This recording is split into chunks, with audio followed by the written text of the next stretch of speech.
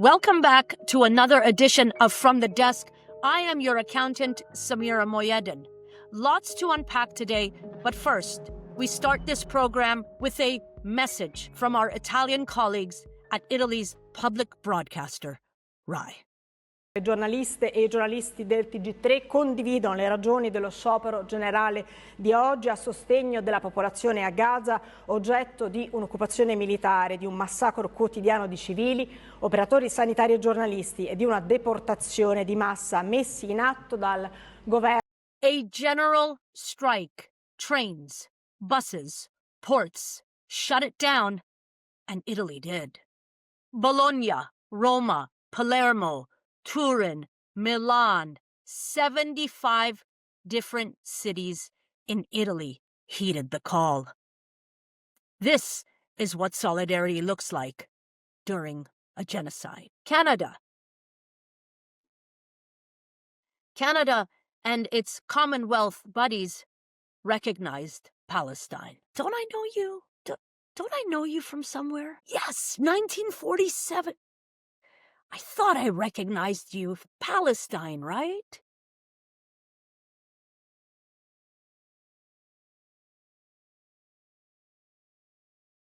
Carney sat at his table and with the flick of a pen declared Palestine a place. A place historians and cartographers wrote of thousands of years ago.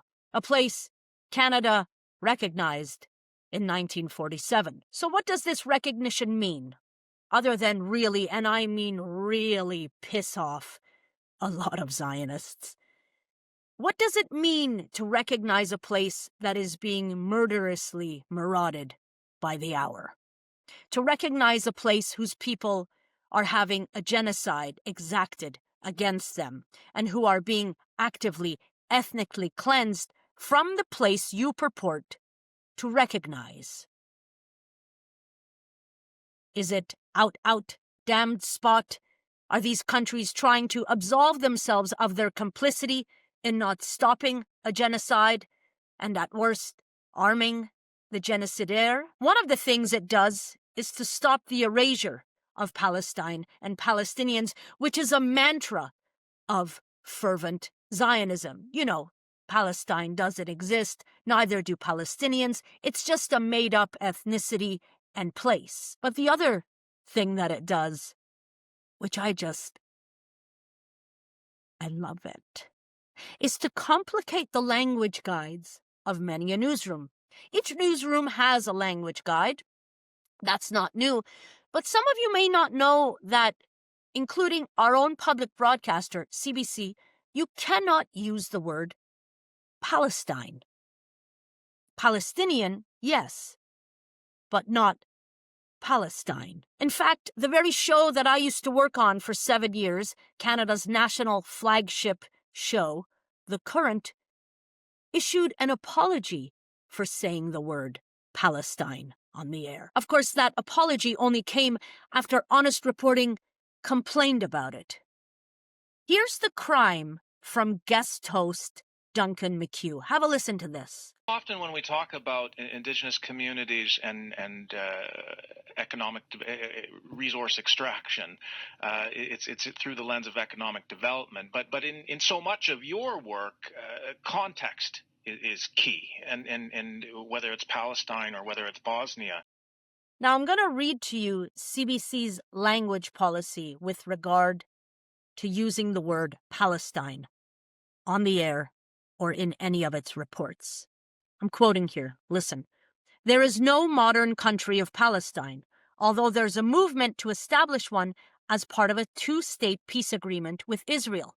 Areas under the control of the Palestinian Authority are considered Palestinian territories, Fatah-run West Bank and Hamas-run Gaza Strip.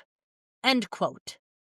And so the next day, after the Honest Reporting complaint, millions of Canadians heard this. Have a listen.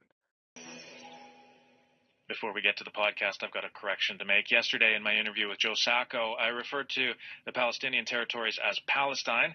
We apologize. I want you to imagine what it feels like to be a Palestinian Canadian and to hear that on the air from your public broadcaster. You see, Palestinian erasure is institutional. It's systemic, and it has a vast pipeline. Now park all of that. Taiwan. What is CBC's language guide around using Taiwan, which technically isn't recognized as a state? Canada doesn't officially recognize Taiwan. It has no ambassadorial relations with the island. Taiwan is not even a member of the United Nations. And yet, here is what the CBC language guide says. Quote, Beijing insists that Taiwan is part of its country, but Taiwan's leaders reject Beijing's sovereignty's claims, which means that political control over the territory is disputed. CBC News practice is to maintain impartiality. This means we refer to Taiwan on its own in stories, including TV locators, but we avoid calling it a country or nation. It goes on. There are two main reasons for this approach. Now, listen. It's impossible to satisfactorily convey the complexities of political or territorial disagreements in a few words. It's an acceptable convention to identify well-known geographical areas alone. For example, Sicily, Crimea. And then they give this note. Listen to this. Although a linguistic distinction is often made between the terms country and nation, such attempted nuance can easily cause confusion in coverage of territorial disputes. Therefore, either avoid either word when referring to Taiwan. You get it, right? So don't call it a country or nation, but go ahead and call it Taiwan. I'm going to read back to you what the policy is around Palestine. There is no modern country of Palestine, although there's a movement to establish one as part of a two-state peace agreement with Israel. Areas under the control of the Palestinian Authority are considered Palestinian territories. Fatah-run West Bank and Hamas-run Gaza Strip. Make it make sense. Because it doesn't. Naturally, after Carney recognized Palestine, I wondered if CBC hosts could now use the word Palestine without apologizing. Well, the answer is not yet, but maybe soon. Here is the directive that went out yesterday from Bassem Boshra. He is head of journalistic standards and principles, or who we just used to call the JSP guy. Hello all. The Government of Canada announced Sunday morning it will formally recognize the state of Palestine. Australia has just done the same. Our journalism about this policy development should be clear and precise, mirroring the language the government uses. It goes on to say this does not mean an immediate change to CBC Radio Canada's broader usage of the term Palestine as outlined in our language guide policy. And then blah, blah, blah, blah, blah.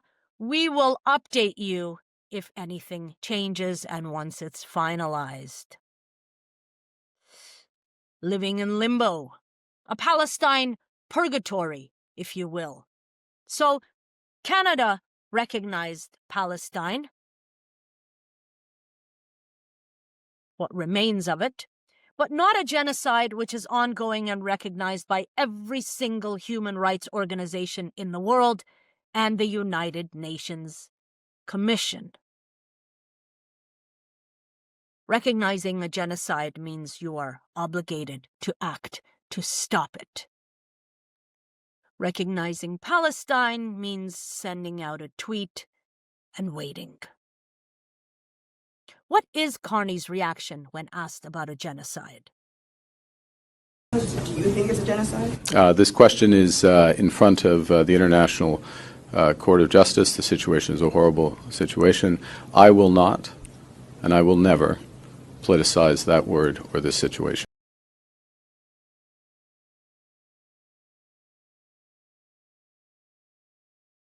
We've heard this a lot, that the ICJ is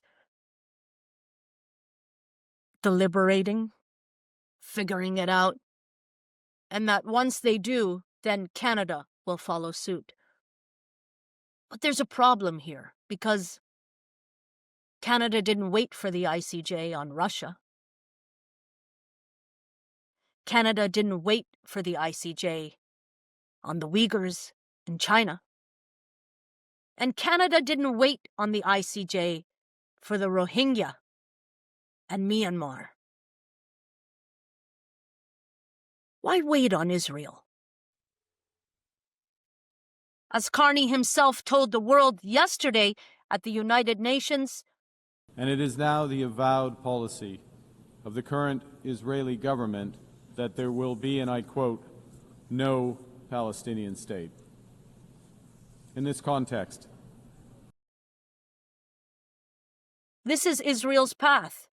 Murderous, messianic, marauding, full speed ahead. Without actions from these countries who have recognized Palestine, recognition is just an empty statement at best, and at worst, it's just going to cause more killing, more arbitrary arrests, and more settler violence on the part of Israel.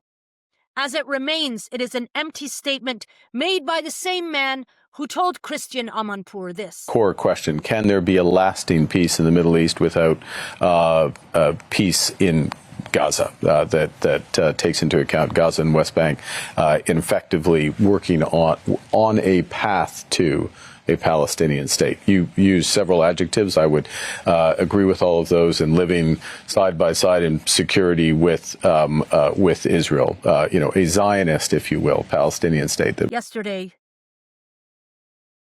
he did it again. Security side by side with the state of Israel, as what I've called a Zionist Palestinian state, which is what we want. Those conditions being in place, keeping the concept there on the shelf. Palestine on the shelf.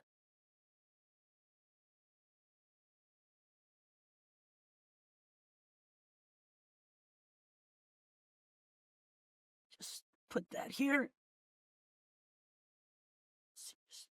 Palestine on the shelf.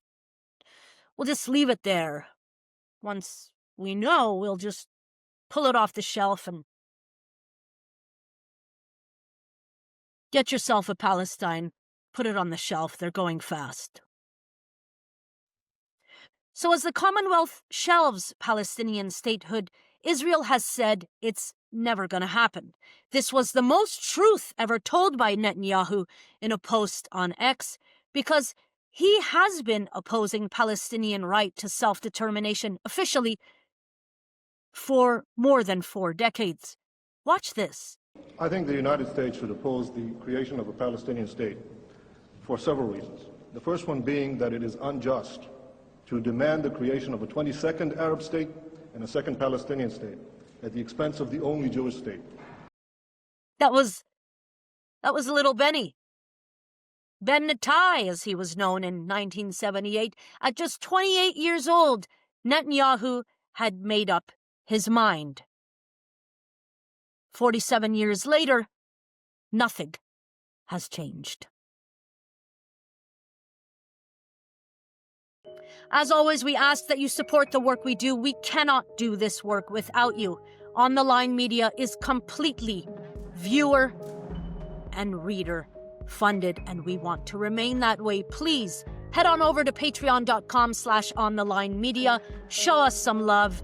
It is the only thing that is making this putrid world go round, and it is the only thing that makes sure we stay on the air. Also, don't think that I have forgotten. The Haaretz Conference Dispatch is coming. I will bring you all the mealy-mouthed meanderings of the milky, moderate middle. There's nothing like a life-size effigy of Theodore Herzl to bring a conference of stiffs to life. I will bring you all the highlights from the Zionist light conference last week. As always, till next time, stay tuned.